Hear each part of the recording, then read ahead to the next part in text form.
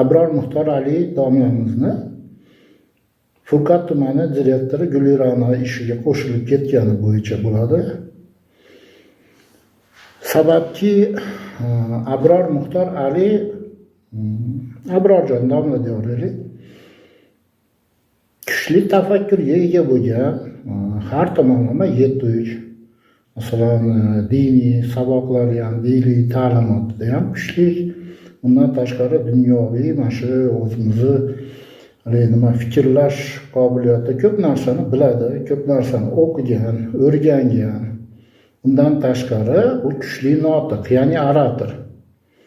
Gapirish uslublari, odamlar bilan muomala qilish shuni to'liq yaxshi egallagan mutaxassis desak bo'ladi. Endi Abror domla bir narsani aytyapti. Men shu Gulira'ni shu chiqishlarini ko'rib, o'zimni bitta fikrimni aytdim, xolos deyapti. Shunga shuncha to'polon boshlandi. Abror domla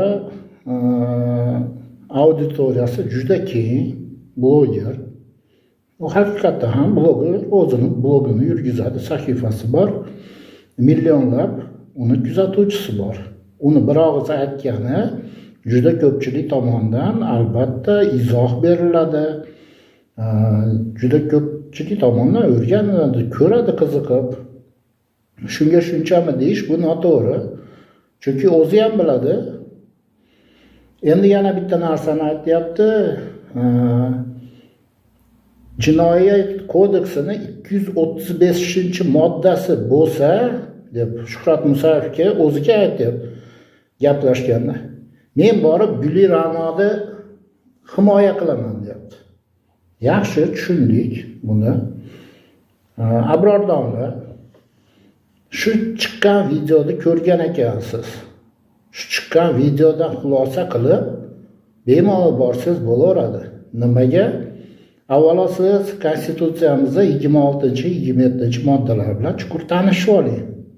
Sababki u yerda fuqaroni sha'ni, qadr-qimmati, uni erkinligi to'la konstitutsiya tomonidan himoya qilinadi deb yozilgan.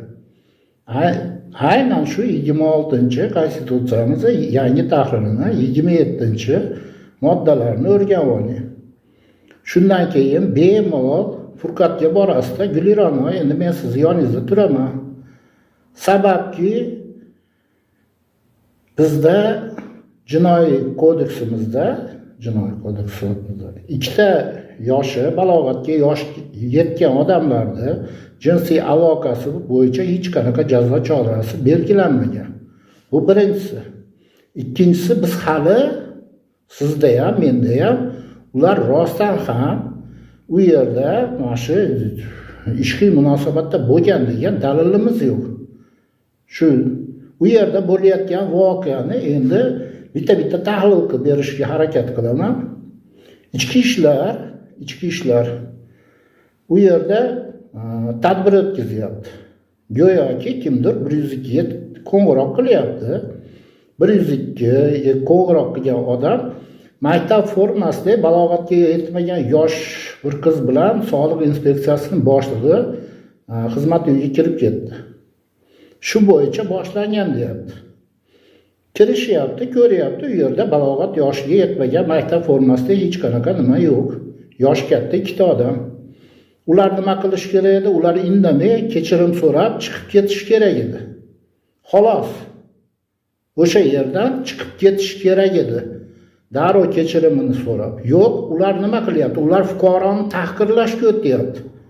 Ya'ni Sog'liq inspeksiyasining boshlig'i endi shu bo'lsa kerak, shuni ko'rsatishyapti. Mana shu yerda qimirlamay tur deyapti. Sensirab. Burchakdagi bilmayman, Gulira'nodir, boshqadir. Xullas burchakdagi ayolni ustiga mana o'zi yopinchada yopinib olyapti, yopinchada tortib olyapti. Bittasi kirib bilan aytyapti, bu hali qaberda qochqinda yurganga o'xshaydi deyapti.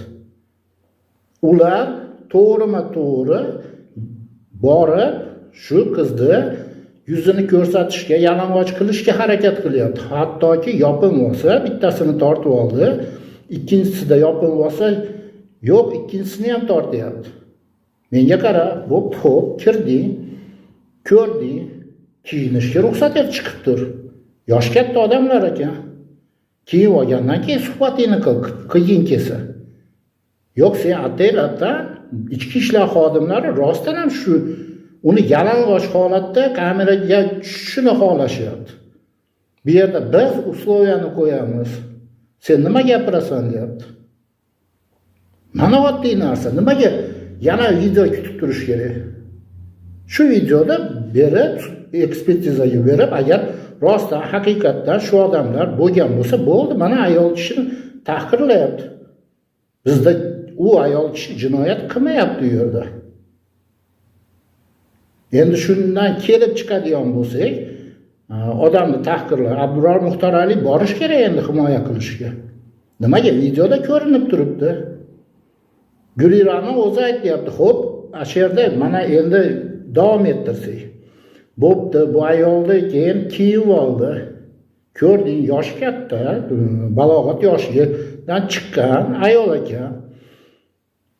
Indamay uzrini so'rab chiqib ketishdi o'rniga. Ularni ichki ishlar idorasiga taklif qilyapti. Nimaga? Nima jinoyat qilganiga yoki nima huquqbuzarlik sodir qilganiga tortilyapti bular. Xo'p, u yerda Gulirani o'zi ta'kidlayapti, bu uni gapi. Turmush o'rtog'ini ham olib kelishyapti u yerga.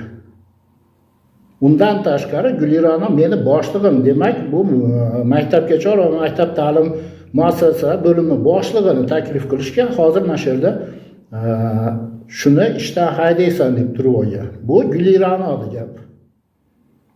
Men hayron bo'lyapman. Shunday key fikrlaydigan, aqli raso, to'dalanib kellaring deb turib, nimaga to'dalanib kellaring? Aqlim senlar bilan kurashishga yetadi deydigan inson Abrordomda. O'tkir ko'zli ochim bo'lsa, nimaga videoda shu holatni ko'rmadimi? Tahqirlash bo'layotganini kuzatmadimi?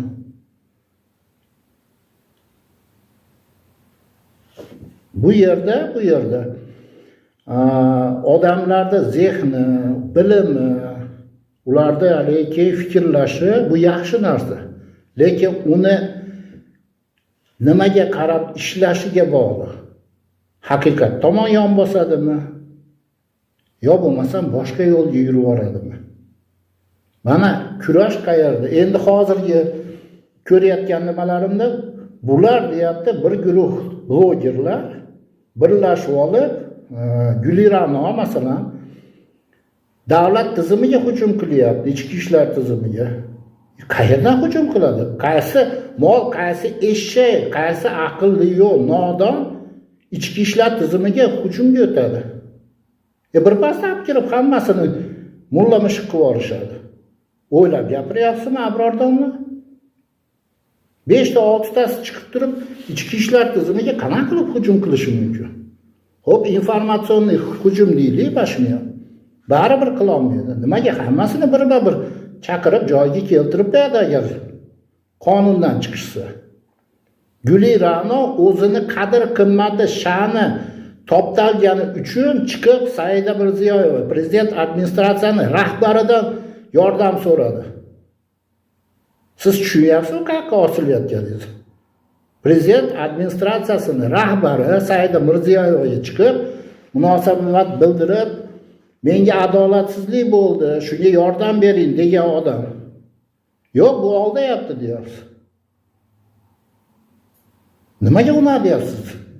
Qo'rqmang. O'rganishyapti u yerda o'tirganlar bor, juda kuchli, ya'ni ularda ham qobiliyat. Bekarga sud 2 kishini jazoga tortmadi. Jazoga tortgani ular rahbarlar tadbirni noto'g'ri qilib, tashkil qilib, shu ishda jinoyatga olib borgani uchun jazoga tortildi. Qolgan 9 tasini ham prokuraturaga beryapti. Borib shularni aniqlagan, so'roq savol qilib, shularni qilgan xatti-harakatlarida tahqirlashlar bormi? shularni o'rgangin deyapti. Sizga u ayol o'zi telefon qilyapti. Siz sudga kelmagansiz, sud ishlari bilan tanishmassiz. Men tahqirlanganim uchun chiqib shu yordamni so'rayapman. Bizda O'zbekistonda bilsangiz, "Nimalchi jim turma" degan dastur bor, programma. Shu ayollar, tazyiqqa uchragan ayollar o'zlariga berilayotgan, mana shunaqa bo'layotgan tazyiqlar to'g'risida ochiqdan ochiq aytishsin deb. Agar shunchalik himoya qilgisi kelsa, Abror domla, nimaga 2023-yil menimcha Xorazmda bo'lgan prezidentimizni o'zini himoyasida bo'lgan yetim qizlarni shunchalik qattiq himoya qilmadingiz? Adliya boshlig'i, MCHSTB rahbari o'sha yerda yetimxonani qizlari bilan